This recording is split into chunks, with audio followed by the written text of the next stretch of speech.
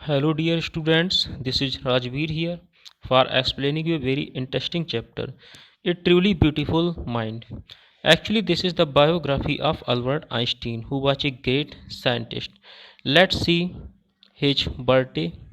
So he was born on 14 March 1879 in the country German, in the city of Ulm. तो German country के अल्म में इनका birth हुआ था। His mother thought Albert was a freak, और उनकी mother ने सोचा था कि जो अल्बर्ट है वो फ्रीक है। फ्रीक मीन्स क्या, दूसरों से डिफरेंट है। ऐसा क्यों है? हिज हेड शीम्ड टू लार्ज, क्योंकि उनका जो सर था बहुत बड़ा दिखाई देता था जो नॉर्मल चिल्ड्रन होते हैं उनसे। Next see the another point, at the age of 2.5 Einstein still was not talking. तो जब जो आइंस्टीन थे वो 2.5 ईयर्स के थे, तो उस टाइम क्या थे, उनकी प्रॉपर स्पीकिंग नहीं होती थी। वो हर चीज़ को ट्विस्ट दोहरा करके बोलते थे। इसी वजह से जो सभी चिल्ड्रन थे और जो प्लेमेट्स थे उनके जो साथ खेलने वाले, वो उनको बोलते थे, क्या बोलते थे, वो उनको बोलते थे brother boring. Next see what is the next point.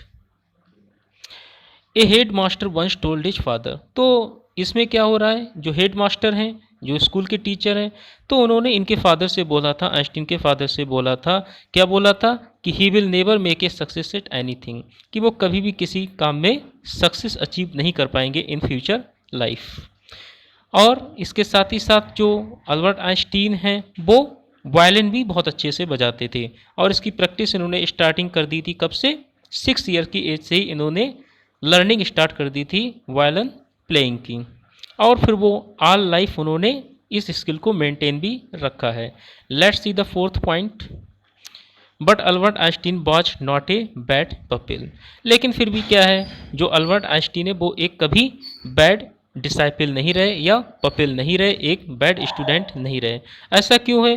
Because he went in high school in Munich, क्योंकि वो म्यूनिक में उन्होंने हाई स्कूल में एडमिशन लिया, और जहाँ पर उनकी फैमिली शिफ्ट हो गई थी जब वो 15 मंथ्स ओल्ड थे आइंस्टीन तब, और scored good marks in almost every subject, और हर एक सब्जेक्ट में क्या होता था, अच्छे मार्क्स वो अचीव करते थे। आइंस्टीन हेटेड स्कूल्स रेजिमेशन, लेकिन क्या था, जो भी स्कूल का डिसिप्लिन होता है और जो भी वहाँ का रूटीन होता है उससे उन्हें बहुत ज़्यादा हेट थी।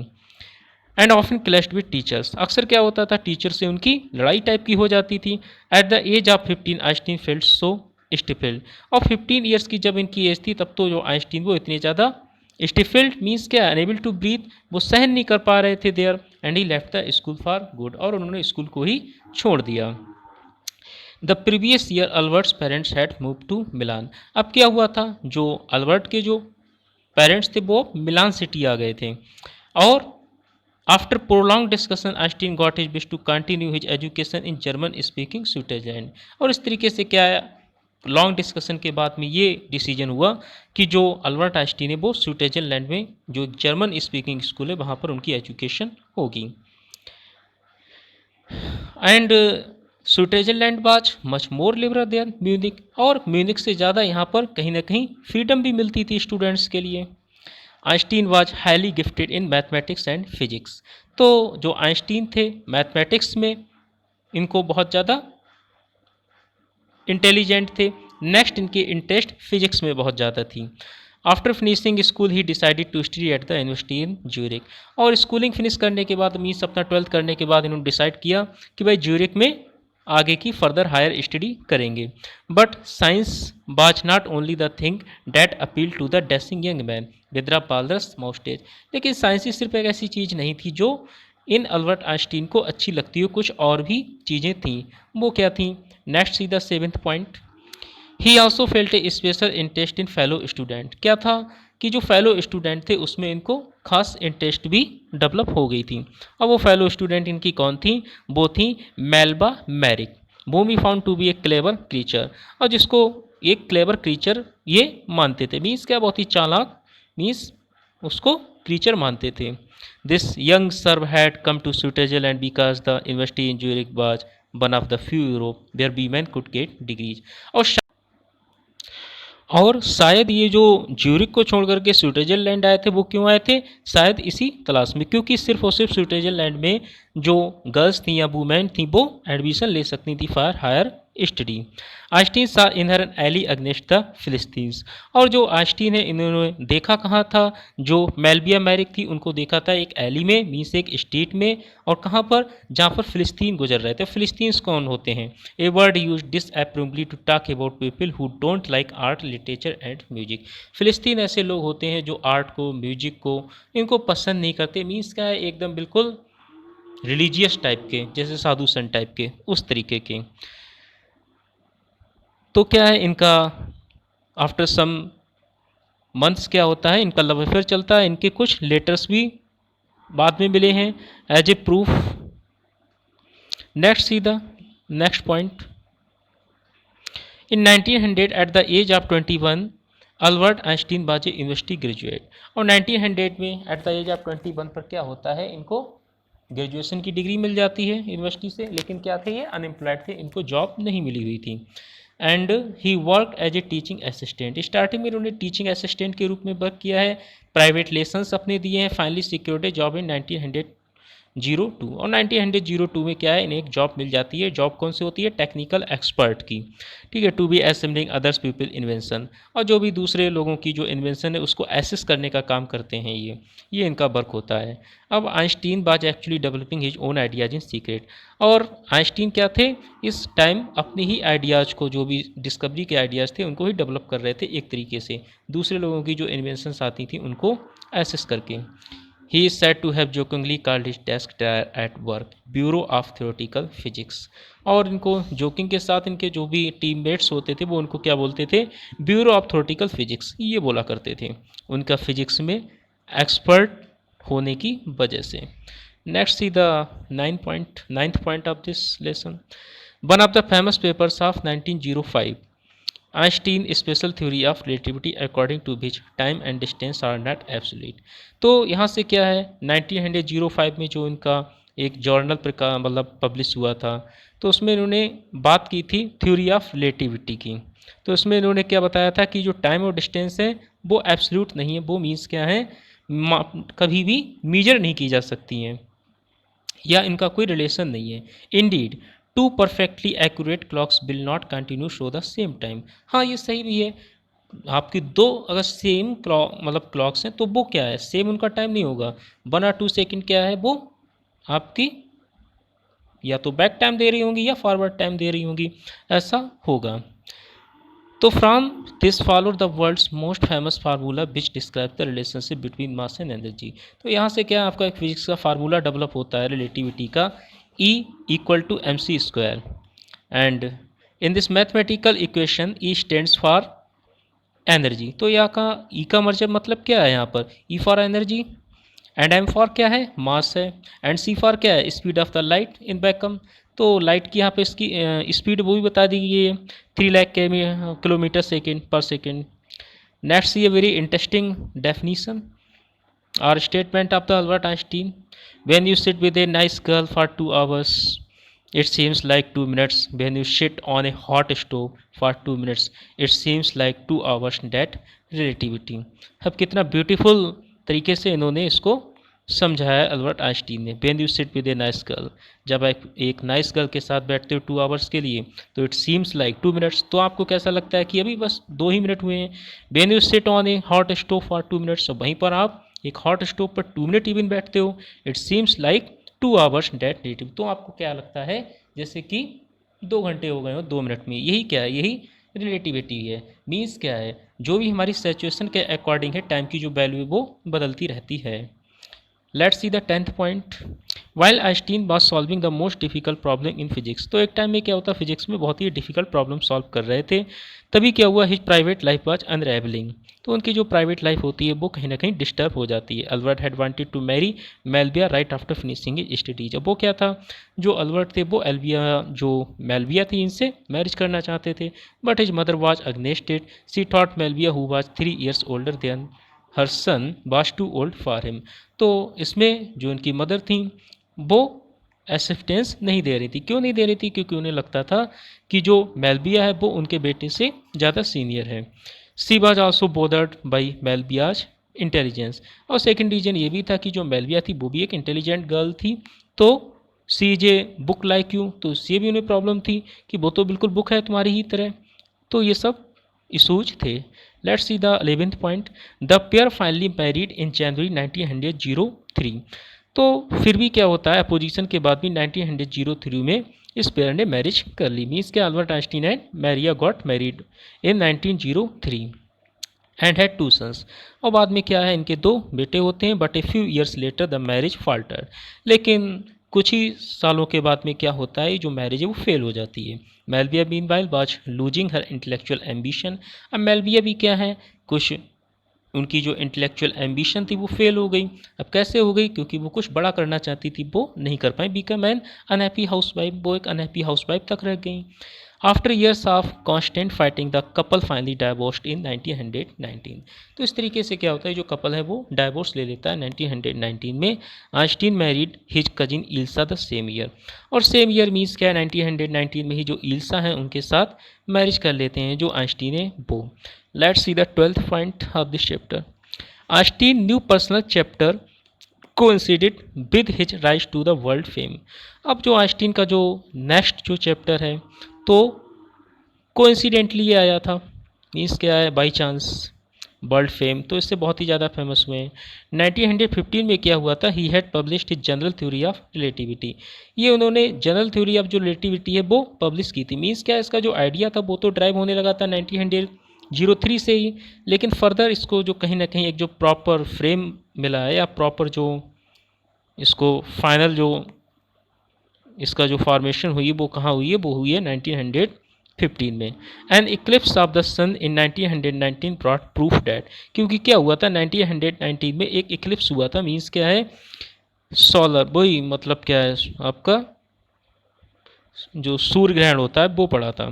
डैट इट वाज एक्यूरेट, और उसने ये प्रूफ कर दिया कि हाँ जो आइंस्टीन ने बताया था वो राइट है। Einstein had correctly calculated in advance the extent to which the light from fixed stars would be deflected. तो इससे बात प्रूफ हो गई थी, जो आइंस्टीन ने बताया था कि लाइट फ्रॉम फिक्स्ड स्टार की फिक्स्ड स्टार से जो लाइट है वुड बी डिफ्लेक्टेड, वो क्या है, चेंज डायरेक्शन, वो अपनी डायरेक्शन चेंज कर लेती है through the sun's gravitational field के थ्रू। The newspapers proclaimed his work as a scientific revolution.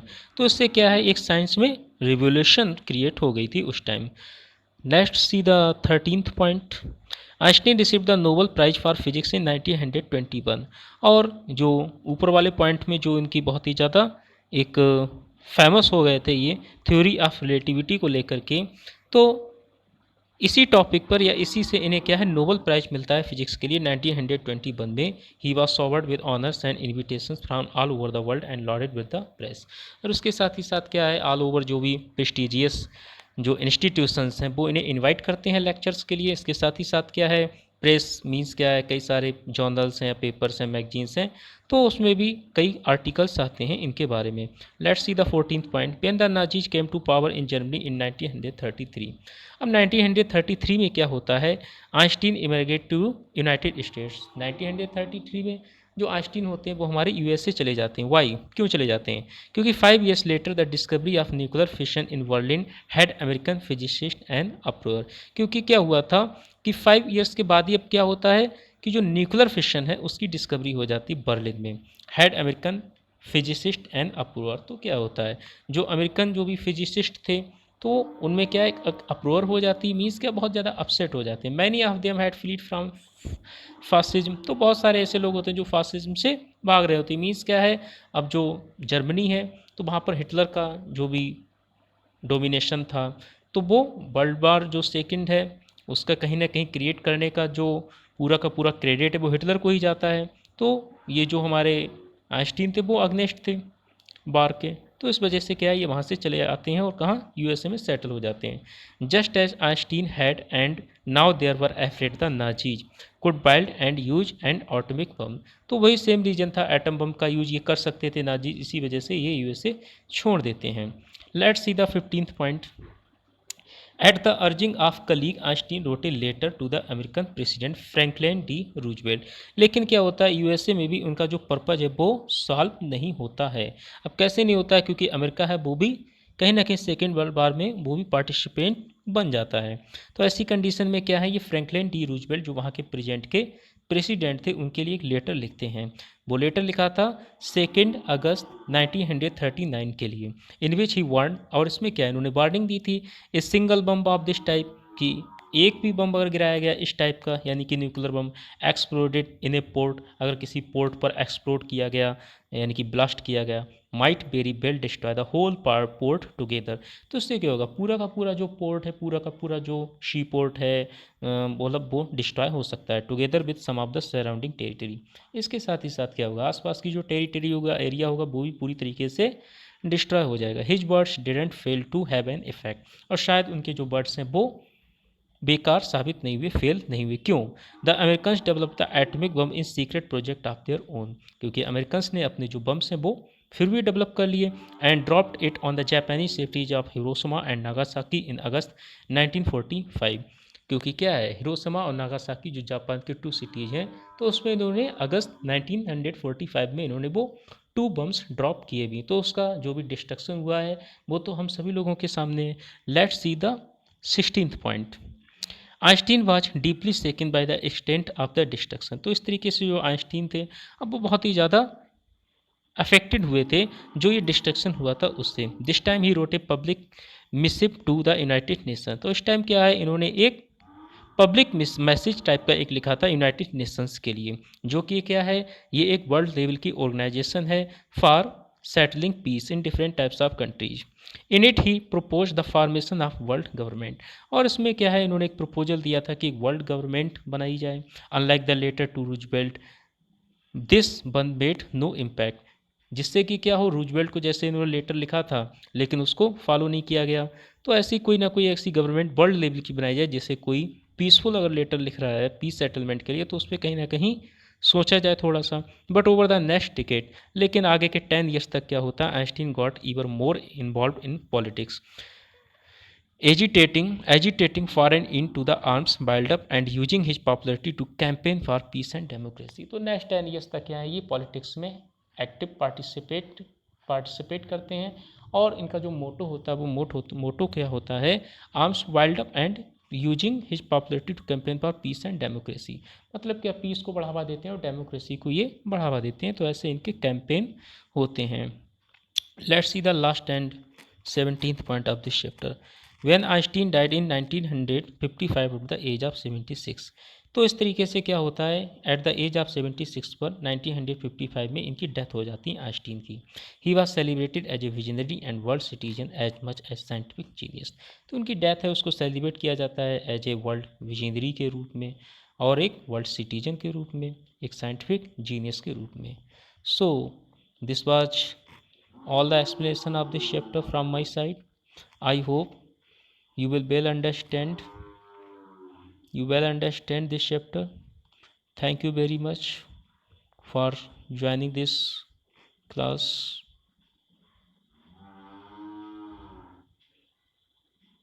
I am giving you another video on this chapter from extra marks.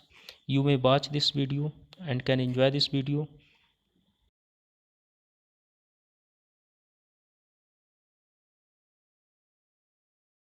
Einstein's new personal chapter coincided with his rise to world fame. In 1915, he had published his general theory of relativity, which provided a new interpretation of gravity. An eclipse of the sun in 1919 brought proof that it was accurate. Einstein had correctly calculated in advance the extent to which the light from fixed stars would be deflected through the sun's gravitational field. The newspapers proclaimed his work as a scientific revolution. Einstein received the Nobel Prize for Physics in 1921. He was showered with honors and invitations from all over the world and lauded by the press. When the Nazis came to power in Germany in 1933, Einstein emigrated to the United States. 5 years later, the discovery of nuclear fission in Berlin had American physicists in an uproar. Many of them had fled from fascism, just as Einstein had, and now they were afraid the Nazis could build and use an atomic bomb. At the urging of a colleague, Einstein wrote a letter to the American President Franklin D. Roosevelt on 2nd August 1939, in which he warned, "A single bomb of this type, exploded in a port, might very well destroy the whole port together with some of the surrounding territory." His words did not fail to have an effect. The Americans developed the atomic bomb in a secret project of their own and dropped it on the Japanese cities of Hiroshima and Nagasaki in August 1945. Einstein was deeply shaken by the extent of the destruction. This time, he wrote a public missive to the United Nations. In it, he proposed the formation of a world government. Unlike the letter to Roosevelt, this one made no impact. But over the next decade, Einstein got ever more involved in politics, agitating for an end to the arms buildup and using his popularity to campaign for peace and democracy. When Einstein died in 1955, at the age of 76, he was celebrated as a visionary and world citizen as much as a scientific genius. A truly beautiful mind. Albert Einstein was born on 14th March 1879 in the German city of Ulm, without any indication that he was destined for greatness. On the contrary, his mother thought Albert was a freak. To her, his head seemed much too large.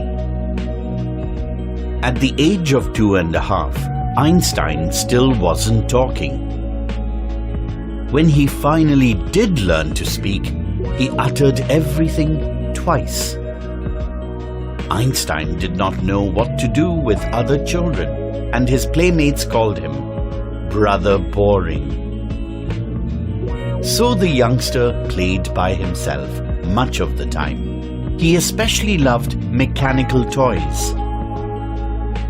Looking at his newborn sister, Maya, he is said to have said, "Fine, but where are her wheels?"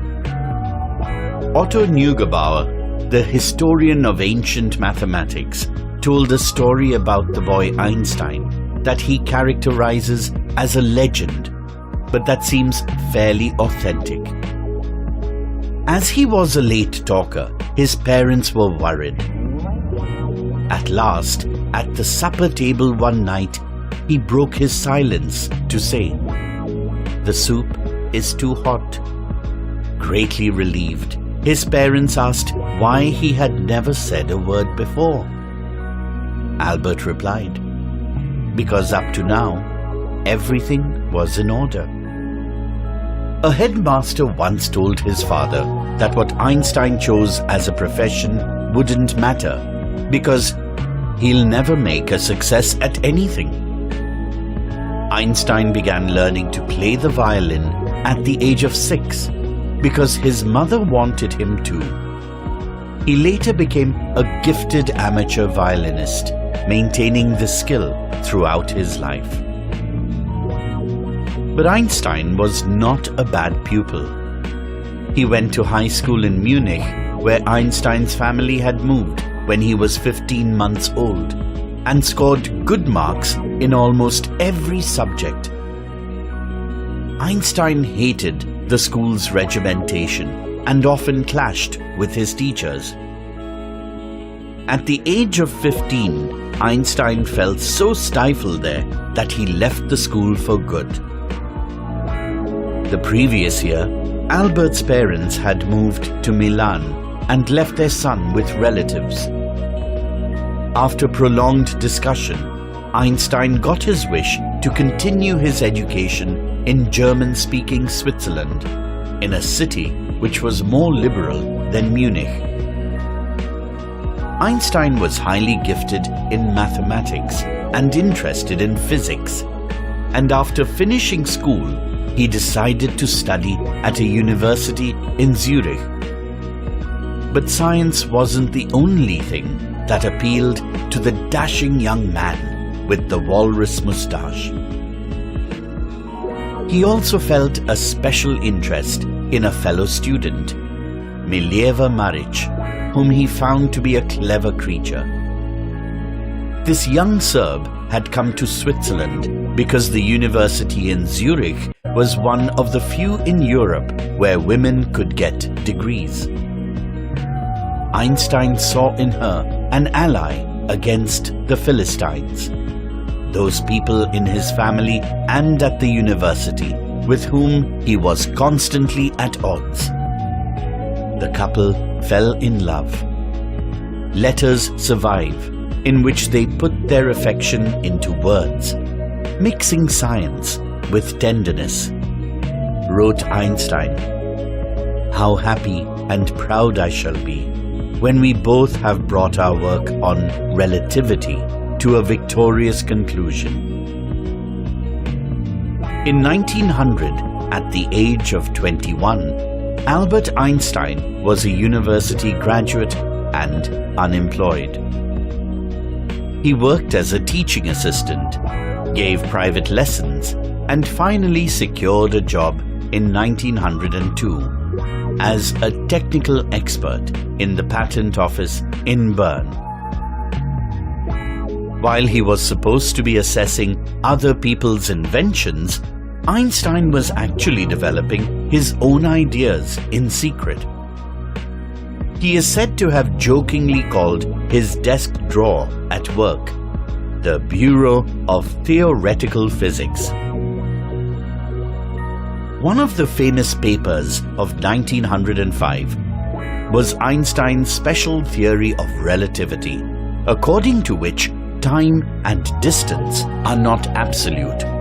Indeed, two perfectly accurate clocks will not continue to show the same time if they come together again after a journey, if one of them has been moving very fast relative to the other.